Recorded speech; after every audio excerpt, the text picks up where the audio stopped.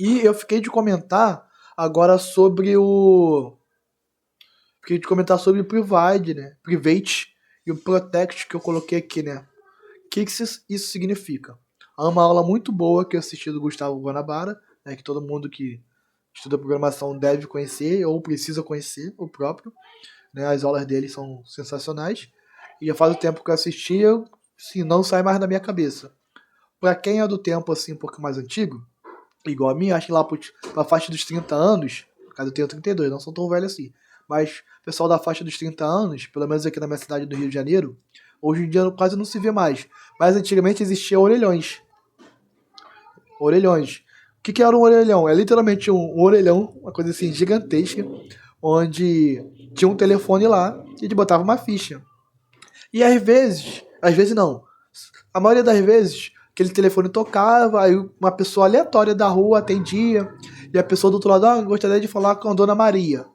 Aí a pessoa chamava a Dona Maria para a Dona Maria atender o telefone, um exemplo.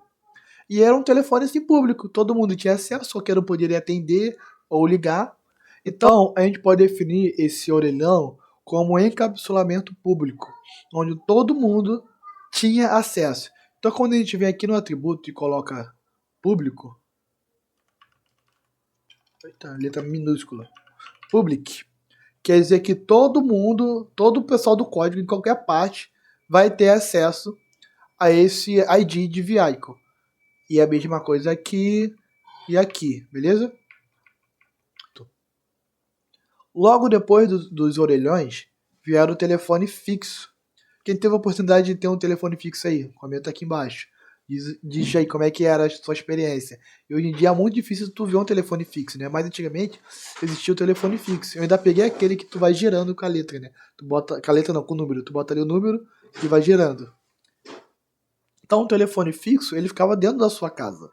Então, se ele ficava dentro da sua casa, só o pessoal ali da sua casa tinha acesso literalmente ao telefone fixo, que era seus pais, irmão ou você como filho, certo? Então, quando a gente fala de telefone fixo, só os pais, ou o pai ou a mãe, né? Ou só o pai e os filhos têm acesso a esse telefone fixo. Então, quando a gente bota protect, no caso protegido, só o pai e os filhos vão ter acesso a esse protect. Então, eu posso simplesmente vir aqui em cá, que é extend a vehicle, que quer dizer o quê? Que car é filho de vehicle.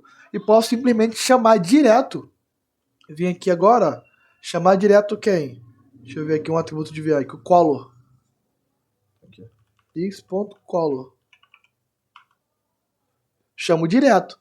Agora, se eu pego esse colo aqui e faço isso aqui, ó, private, vamos ver se dá certo. Tá vendo? Já ficou vermelho. Quer dizer que eu não posso usar ele. Então agora, para eu usar aquele color ali, eu tenho que fazer o quê? This.get color. Deu? Agora eu tenho que usar o método get. Caso que seria um set color. Tem que usar agora o método get em color. De color. Que seria o quê? Vou ver aqui. Pagar. Ajeitar aqui, galera. Que seria o que o método get?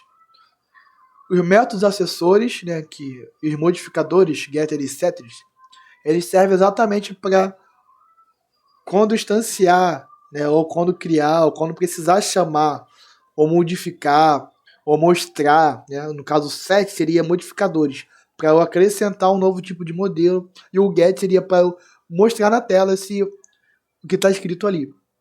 Então, quando eu usar os métodos modificadores e acessores, serve exatamente para isso, para poder outros lugares, outros componentes, outras classes do teu projeto ter acesso a esses atributos. Porque senão não adianta, não adianta nada ter uma classe e não poder ter acesso a nada dela. Tanto para modificar, ou criar ou mostrar. Beleza? Então, para isso que servem os getter e setters, para mostrar em outros lugares esses atributos. Ou modificar, criar, no caso, alterar, enfim. Quando a gente fala de set, modificar. Beleza? Então, como ele está privado, agora eu só consigo ter acesso direto só pelo get. Mas se eu voltar lá e deixar protegido, protect, agora o próprio carro eu posso acessar pelo get também, ou literalmente só o discolor. e apagar esses dois aqui, ó. Pronto.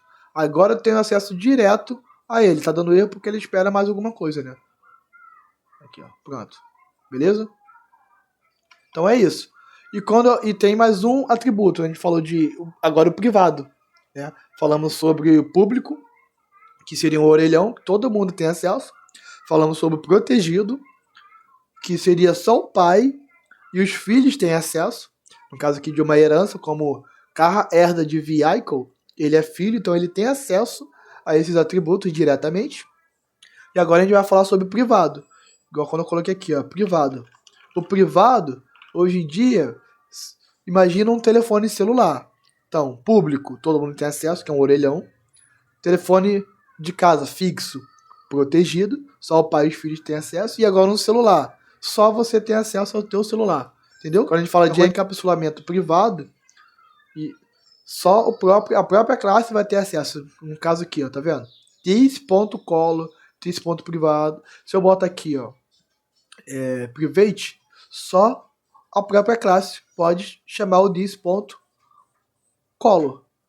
Agora, aqui não pode mais chamar o this.colo. Ele é filho, mas agora o this.colo é privado.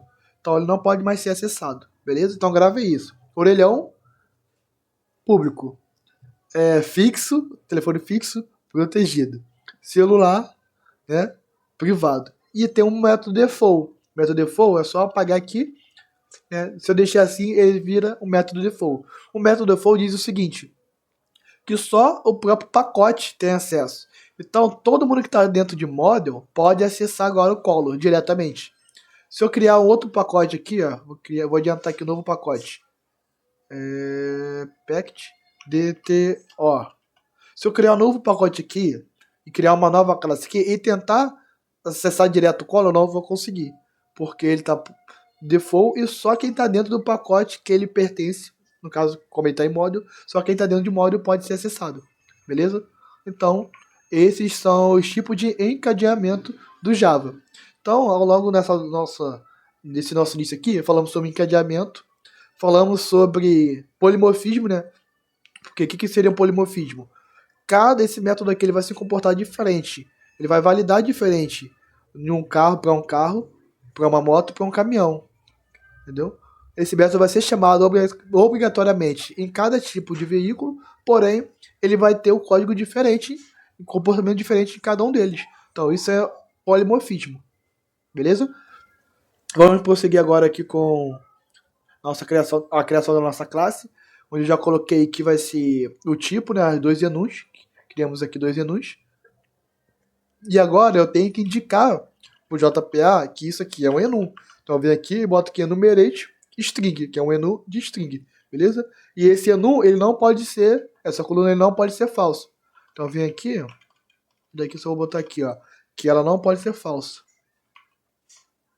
Beleza? Não, aqui tá dizendo que ela pode ser falsa. No caso, tem que botar aqui false. Copia aqui e cola aqui embaixo para fazer a mesma coisa, beleza? Deixa eu só agora recriar isso aqui, esse construtor, com esses dois atributos aqui. Então só peguei, insert, criar. Botei aqui os dois atributos para facilitar. Agora crio os métodos getter e setter.